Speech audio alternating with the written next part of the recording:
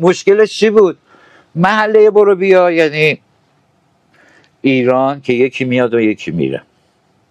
خب بچه ها که نقش بزرگا رو دارن بازی میکنن یا بزرگترایی که بر نقش بچه رو میکنن، یعنی ملت ایران یه انقلاب شده، ملت ما شعورش خط بچه هست.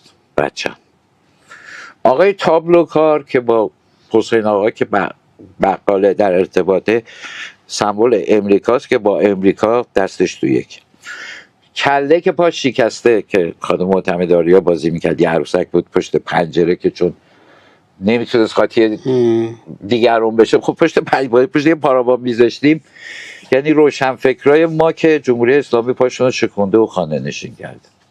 بشر اولیه که میگه قانون و فلان یعنی قانون مملکت که چماق و فلان و اینا. اون صدایی که میاد که شیر شروع میکنه لرزیدن یعنی امام.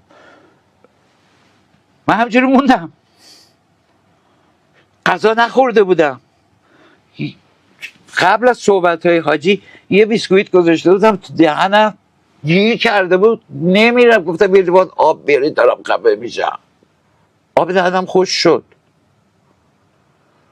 خب حالا با همین این سوء تعبیرهای اونا بود یا تعبیرهای خودت بود دیگه؟ نه اون آقا به من گفت، یعنی اون برداشت اون از این برداشت تلویزیون بود، اون برداشت خودش نبود، ایشون رئیس شورای سرپرستی تلویزیون بود.